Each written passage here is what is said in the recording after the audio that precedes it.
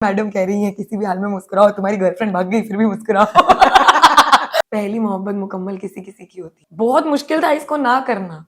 तुम्हारी वजह से मैं खुद से कह रहा हूँ कि तुम खूबसूरत हो। बेस्ट फ्रेंड से शादी हो जाए तो अच्छा ही लगता है। बचपन से कविताएं लिखती हूँ। जिसने कभी रोटी पकाई भी, मैं थककर देर से घर आई तो अपने हाथों खिलाई भी। 94.3 माय एफएम से मैं हूं आरजे नवनीत, आपके साथ में ऑफ बीट टॉक्स के इस पॉडकास्ट में आपका स्वागत है। हम लोग देखते हैं डिजिटल मीडिया में बहुत सारे लोग ऐसे दिए हैं जिनको हम देखकर कुछ नया सीख सकते हैं और हमारी लाइफ में कहीं ना कहीं वो कुछ नई चीजें हर बार सर्व करते हैं, पेश करते हैं। इन नए लोगों ने न सिर्फ हमें अच्छी पोएट्री सुनने का मौका दिया, कुछ अलग अलग चीजें और समझने का मौका भी दिया। उन्हीं में एक नाम है नायाब विदा, जो इस वक्त हमारे साथ में है। हेलो। फेस्टिवल कैसे लग रहा है इंदौर आके? बहुत अच्छा लग रहा है। हमेशा इंदौर से इतना प्यार मिलता है कौन मुझे। से number, which turn it is? This is my second time but even Okay. The first time was field. हाँ। भर गई थी मैं प्यार से। और इस बार तो दोगुना मिला है मुझे पिछली बार। अच्छा, ग्रेट। अच्छा चलिए हम लोग सबसे पहले इससे शुरू करते हैं कि आप मैथ से बड़ा प्यार करती थी। अरे वाह। शादी आपने पोएट्री से कर ली। पहली मोहब्बत मुकम्मल किसी किसी की होती है। अच्छा। माँ बाप नहीं मानते पहली बार में। अच्छा, पर अब आपकी पोएट्री में इतनी खूबसूरत पॉपुलैरिटी है, जी, people like you for that. कैसा लगता है? बहुत अच्छा लगता है। मैं बचपन से कविताएं लिखती हूँ। हम्म, मुझे हमेशा से लगा था कि ये मेरा एक मेरी बेस्ट फ्रेंड रहेगी ये। हम्म, पर जैसा आपने कहा मेरी शादी हो गई इससे। हाँ, बेस्ट फ्रेंड से शादी हो जाए तो अच्छा ही लगता अच्छा है। रहता। अच्छा, हु वाज योर इंस्पिरेशन? घर में कोई था जो लिखता था? तो एक्चुअली पापा लिखते थे पर हम्म, मालूम नहीं था मुझे। तो मेरे पापा ने मुझे तब बताया जब मैंने पहली बार पोइट्री में एक प्राइज जीता। ओके। तब उन्हें लगा कि अच्छा इसे बताया जा सकता है। हाँ, पर शायद अब लोग कहते हैं कि जेनेटिक है, बट आई थिंक मुझे ऐसा लगता है कि my poetry was an escape to me. I would never fit in anywhere. तो मुझे लगता है ये वो जगह थी जहाँ आई कुड वेंट आउटसाइड। मैं पोइट्री भी लिखती थी, जर्नल भी करती थी। ओके। तो एक जरिया था शायद वो अकेलेपन को घटाने का। ग्रेट। अच्छा, आजकल जो पोएट्रीज लिखी जाती हैं उसके जो सब्जेक्ट्स होते हैं, कई बार मुझे ऐसा लगता है, ये मेरा परसेप्शन भी हो सकता है कि जब लिखा जाता है तो इस चीज को थॉट में रखकर लिखा जाता है कि इसकी वायरलिटी कितनी होगी, ये हाँ, कितनी जल्दी पॉपुलर होगी, लोगों के बिल्कुल। बीच पहुंचेगी। आप भी इस चीज को ध्यान में रखकर लिखते हैं या फिर जो दिल को अच्छा लगता है वो लिखते हैं? मुझे लगता है कि जब आप इसको काम बना लेते हैं अपना, हम्म, तो 2 तरीके हो जाते हैं कि जब हम लोगों के लिए लिखते हैं, तो ऑफ कोर्स हम दिल में रखते हैं कि उनको पसंद आएगा, नहीं आएगा। पर जब हम अपने लिए लिखते हैं, फिर हम सब छोड़-छाड़ के लिखते हैं। तो I think it's where we find the balance.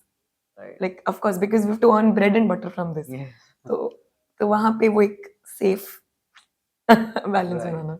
अच्छा, पैशन को जब फॉलो करने की बात आती है तो बहुत मुश्किल काम होता है और मुझे लगता है कि पैशन को फॉलो करने वालों के जिगरा भी बड़ा इंपॉर्टेंट है, क्योंकि आपके घर का प्रेशर कुछ और होता है, समाज का प्रेशर कुछ और होता है, लेकिन जी। इसके बीच आप अपने शौक के लिए, अपने प्रोफेशन के लिए हुँ। निकलते हैं। कितना मुश्किल था आपके लिए ये? क्योंकि वैसे आपके पिताजी पोएट्री कर रहे थे, लेकिन फिर भी कितना वो आसान? बैंकर हैं, वो पोएट्री कर नहीं रहे थे। अच्छा। उनकी भी किताबों में छुपी हुई थी। अब हाँ। जब उन्होंने देखा कि इसका बढ़िया चल रहा है, तो उन्होंने अब सुनाना शुरू कर दिया है जगह-जगह जा कर के। तो मेरा उल्टा है। अच्छा। He is a banker, he was not performing anywhere. But okay, I took but my now he is. Father to अच्छा। ओपन माइक्स कि देखो, करो थोड़ा। हाँ, हाँ। बट मैं नहीं कहूँगी कि बहुत मुश्किल था, sorry. I do not want to be that person hmm, who sits at places कि अरे! बहुत मुश्किल था, क्योंकि बहुत मुश्किल था इसको ना करना। अच्छा। बहुत मुश्किल था इसको ना करना। मतलब ये फूट-फूट के निकल रही थी अंदर से। और ये जितनी भी मुझे आती है, इसके अलावा मुझे कुछ नहीं आता है। मुझे लगता है हम्म, कि मैं जहाँ पर भी थी, जहाँ पर भी नौकरी कर रही थी, वो मुझे करना नहीं था। तो मैं रोज़ एक वो तड़फ जो होती है ना एक कलाकार को, हम्म, कलाकार बनने की, हाँ। तो मुझे लगता है वो इससे कहीं ज़्यादा बुरी थी। हम्म, तो ये अच्छा है। ये जैसा भी था और जैसा है, हाँ, हाँ। बहुत अच्छा है। इसको ना करना बहुत मुश्किल था, करना तो बहुत आसान था। अच्छा, जब फर्स्ट वीडियो वायरल हो गया जी। या जब पहला काम वायरल हो गया, कैसी फीलिंग थी और आपको उम्मीद थी कि ये काम वायरल हो जाएगा? आपको कभी नहीं पता होता कि क्या हाँ। वायरल हो जाएगा, कभी भी नहीं। इसका कोई कोड किसी ने नहीं क्रैक किया है। आई थिंक जितना लोग आपको चाहने लगते हैं, तो आपकी हर चीज़ उनको अच्छी लगती है, और जब नहीं लगती तो आपकी अच्छी चीज़ भी उनको अच्छी नहीं लगती। तो ये तो जनता के प्यार पे है। Hmm, but to answer your question, मेरा पहला वायरल तुम खूबसूरत हो करके एक कविता थी यस। जो वायरल हुई थी, और मुझे बिल्कुल नहीं पता था उसका क्या करना है, उसके हम्म, बाद क्या करते हैं हम्म, कि वायरलिटी के बाद। तो बट अच्छी भावना तो हमेशा होती है ना कि जब आपसे लोग कहते हैं कि तुम्हारी वजह से मैं खुद से कह रहा हूँ कि तुम खूबसूरत हो, तो मुझे लगता है वो मेरे लिए कोड क्रैक करना ये है कि जब मैं लोगों से कुछ मोटिवेशनल कहती हूँ तो शायद उनको ज्यादा सुनाई पड़ता है। हाँ, सही बात है। शायद। राइट। हाँ, अच्छा, दोस्त जो होते हैं लाइफ में बहुत इंपॉर्टेंट रोल प्ले करते हैं। बिल्कुल। कई बारी वो चीज़ें जो आप अपने पेरेंट्स से नहीं कह पाते, टीचर से नहीं कह पाते, वो दोस्तों से कहते हैं। और कई बार दोस्त आपको इंस्पायर करते हैं वो अच्छा बिल्कुल। करने के लिए। कोई ऐसे दोस्त हैं और क्या है आपकी दोस्ती की सच्ची डेफिनेशन? दोस्ती, हाँ, मेरी तो बड़ी अतरंगी अतरंगी ही रही है दोस्ती की लाइफ। मेरी मम्मी मेरी बहुत अच्छी दोस्त रही है और उन्होंने जितना मोटिवेट मुझे और मेरे भाई दोनों को किया है, शायद ही कोई अपने बच्चों को करता होगा रिस्क लेने के लिए। अच्छा। कि तुम जाओ, मैं बैठी हूँ, करो। तो my mother is a working woman okay. और उनके पास जो भी है वो हमको देने के लिए तैयार है कि जाओ तुम अपने सपने पूरे कर लो, लाइक तुम मेरी सारी सेविंग्स खर्च दो, but if that helps you and satisfies आपकी रूह को कहीं पे कि अरे ट्राई करके देख लिया, तो वो जो दोस्ती है वो मेरे लिए बड़ी मायने रखती है। बाकी मेरे दोस्तों ने मुझे बहुत सपोर्ट किया है। वो जब मैं शुरू शुरू में परफॉर्म करने जाती थी तो मुझे बहुत डर लगता था कि मेरी कविताओं पे ताली बजे कि नहीं, तो मेरे 6-6 7-7 दोस्त साथ चलते थे कि हम बजाएंगे तेरे लिए ताली। Very good very good. तो उन लोगों को लगेगा कि तूने बहुत अच्छा किया। बट टचवुड हमेशा मुझे अच्छा ही प्यार मिला है कविताओं से। नहीं, सच बात है। अच्छा, अगर आपसे पूछा कि परफेक्ट मैन को आप कैसे डिफाइन करेंगे? How how would you define to? जो बराबरी से नहीं डरा और मेरी बराबरी के लिए भी लड़ा, जो खुल कर मुस्कुराया भी, मैं चिल्लाई अगर तो चिल्लाया भी, मैं रोई तो रोया भी, मेरे कांधे पर सोया और मुझे अपने पर सुलाया भी, जो मेरे पंख देख घबराया नहीं, मैं उड़ी अकेले तो डगमगाया नहीं, मैं फिसली जब तो मुझे उठाया भी, पंखों को मेरे सहलाया भी, जिसने कभी रोटी पकाई भी, मैं थककर देर से घर आई तो अपने हाथों खिलाई भी,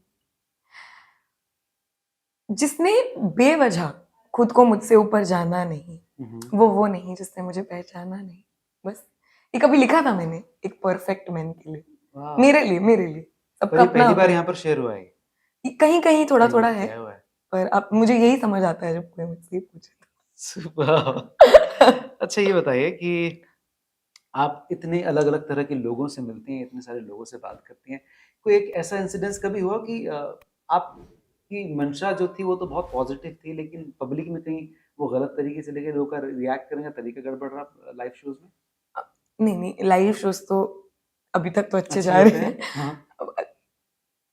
एक्चुअली जो हमारा ईगो है ना वो बहुत फ्रेजाइल है एज ह्यूमंस, और मुझे लगता है जो हम लोग को 100 साल भी नहीं हुए हैं ना आजादी मिले। हाँ। हम फर्स्ट एंड सेकंड जनरेशन हैं ऑफ इंडिपेंडेंस। यस। तो हम लोग इतने डिफेंसिव मोड पे हैं, इतने डिफेंसिव मोड में है कि हमें कुछ भी हर्ट कर जाता है। हाँ। तो मेरा तो जो शो है वो मोहब्बत पकाने के बारे में है, हाँ। तो उसमें कुछ है नहीं ऐसा।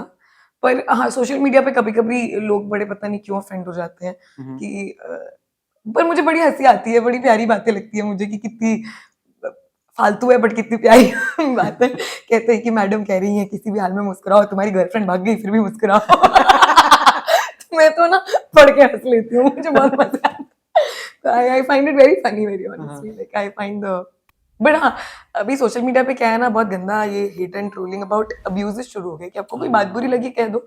ये like the culture of calling and slut shaming women is so high these days that that impacts me at times, but I know that I'll have to ignore it. What can I do? कैसे करते ignore? मतलब meditation करते हो? क्या कुछ तरीका नहीं है? करते हैं, ऐसे देखती सीधे निकल जाते हूँ। हो? क्या क्या तरीका है इग्नोर करने का? इग्नोर करना एक तरीका है, जैसे इग्नोर मैंने करेगा। कहा कि मुस्कुराओ तो ही, तो इग्नोर तो क्या कर सकती हूँ? कभी 1-2 दिन मेरे जहन में बैठी रहती हैं बातें, कभी कभी मुझे रोना भी आ जाता है, पर अंततः मैं देखती हूँ कि चाहने वाले लोग ज्यादा हैं, तो जब तक वो ज्यादा है हम ये जंग लड़ लेंगे। ग्रेट। डिजिटल स्पेस ने ही आपको यहाँ तक पहुँचाया है, और ये डिजिटल स्पेस ही कई बार बहुत सारे जो यूथ हैं उनकी लाइफ को डिस्ट्रॉय भी करता है। बिल्कुल। कैसे उसको बैलेंस करना चाहिए, एक बार ये आप उनको बता दो यार। I think patience is the key. Desperate acts of finding fame might take you to wrong ways. So just have your core values intact. Have some values कि इनके साथ हमें कभी नहीं खिलवाड़ करना है, and I think you'll be fine. और गलत लिंक पे क्लिक नहीं कर। कभी नहीं। थैंक यू वेरी मच नायब, आपसे बात करके थैंक यू बहुत सो मजा मच, आया। Thank you, thank you.